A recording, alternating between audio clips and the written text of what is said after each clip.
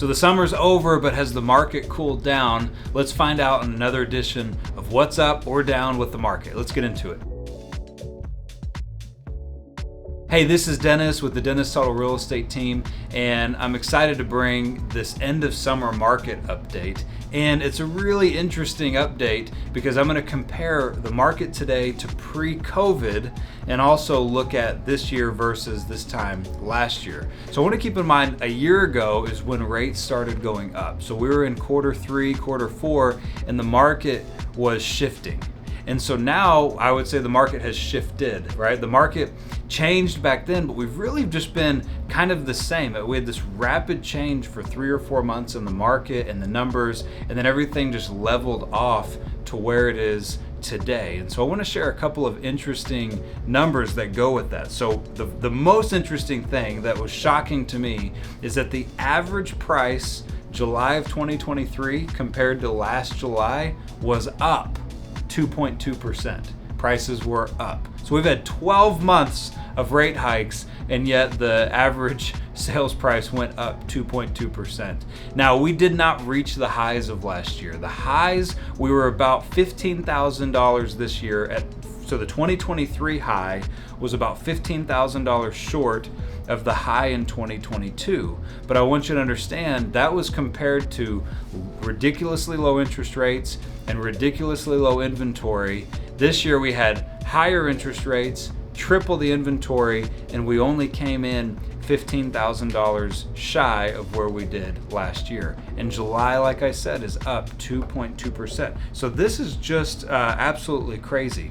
Now, I want to share a couple of numbers, and these are the pre-COVID numbers. Now, here's where the numbers get interesting, because I would call this market actually normal.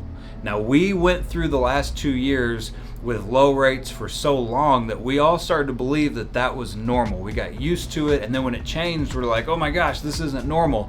But the reality is the last 2 years were not normal.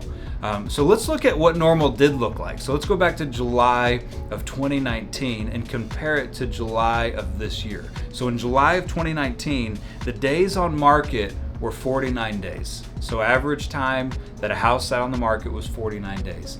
This time, this July, it's 41 days. So we were actually better off this year than we were pre-COVID. Here's another number, inventory. Inventory in July of 2019 was 4.4 months.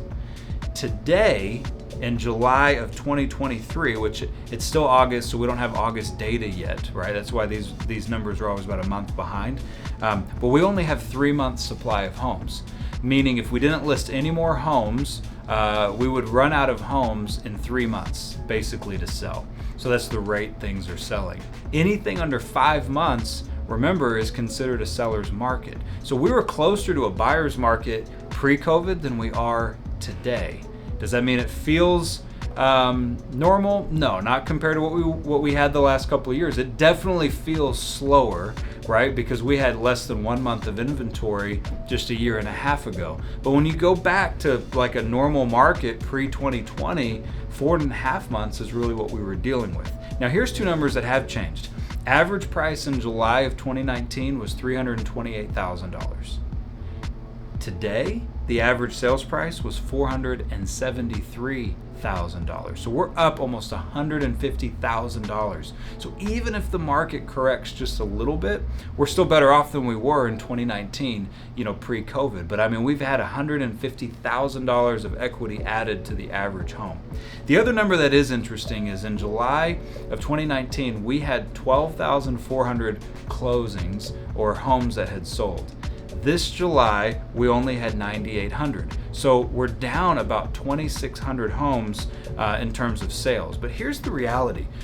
Yes, there's less homes selling. So as a real estate professional, that means something. But as a homeowner or somebody that's thinking of selling their home, the sellers that are in the game are still winning.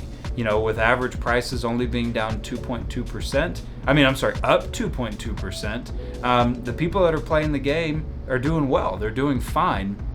It might take a little bit longer, but they're doing well, right? So there's a lot of people probably on the sidelines not sure what to do. Now, if you're a buyer, I think it's a bad strategy right now to wait, because if we're flat at worst with all the rate hikes that we've had, what do you think would happen if rates came down right now? Well, if rates came down right now, I think sales are going to pick back up. I think the sales price at worst is going to stay the same, but it's probably going to go higher. So if you wait, then you're probably, yes, going to pay, let's say rates do drop in 12 months, right? Or in 6 months. Yeah, 6 months from now, you may pay a better interest rate, but you're going to be paying more for that house, or possibly the same, but likely more. So it's better probably of a strategy, instead of waiting, to buy now and then refinance in a year. That way you get to lock in the prices today, and then you can refinance and take advantage of the lower interest rates later as well. So that's kind of our take on the market, what we're seeing. But overall, I think the market's pretty normal. We would like rates to come down a little bit, obviously, but in terms of the pace of the market and all those things, we're right on track. So I hope this helps. If you have questions on this, reach out to me, reach out to my team. We'd be happy to help you. If you're wondering what your house is worth, or you're wondering if you could get qualified to buy a home, get with us, and we'd love to help you out with that. Until next time, we'll see you later. Bye.